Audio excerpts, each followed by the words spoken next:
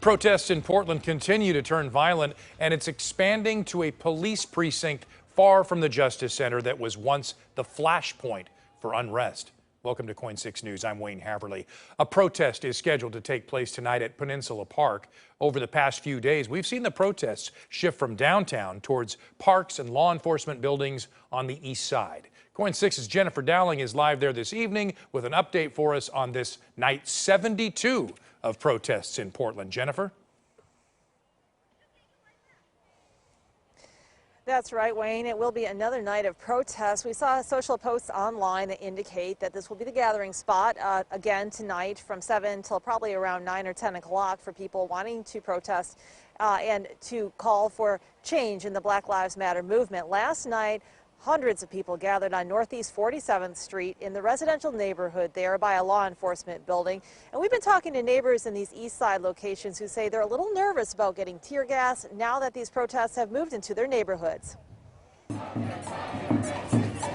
Hundreds gathered outside the Penumbra Kelly Building on Northeast 47th and East Burnside with announcements from police coming early, telling people to stay off the property. Failure to adhere to this order may subject you to arrest, citation, or crowd control agents. With protests moving into residential neighborhoods near the East Precinct on Southeast 106th just a day earlier, it's given residents in a different part of town a fresh perspective on what living next to a protest can look and feel like. I was very upset about the tear gas. Molly Davis says CS gas came flowing into her home Wednesday after police started pushing protesters away from the East Precinct. This is a residential neighborhood. It's the middle of summer.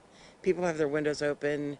There's a lot of older people with health issues, me included. I just really couldn't believe they did that. Thursday and Friday, law enforcement appeared to use smoke canisters rather than tear gas to break up the crowds. Friday, we observed a very large crowd of mostly peaceful protesters on the northeast side. However, at around 10 o'clock, police said some people started gathering chunks of concrete off a retaining wall near the building. They reported that they then threw it at officers. They say some people also shined lasers into officers' eyes. Police said targeted arrests were made, including of a person wearing body armor. Then at around midnight, police said they stopped a vehicle and arrested someone inside for shining a laser at the air unit. Police say some members of the crowd also began launching frozen eggs, rocks, and fireworks at officers. At around 1 a.m., police reported that they started to use crowd control devices to move the crowd out. Molly believes the tension in the country is contributing to the situation nationwide. The political climate we live in really has brought all this about.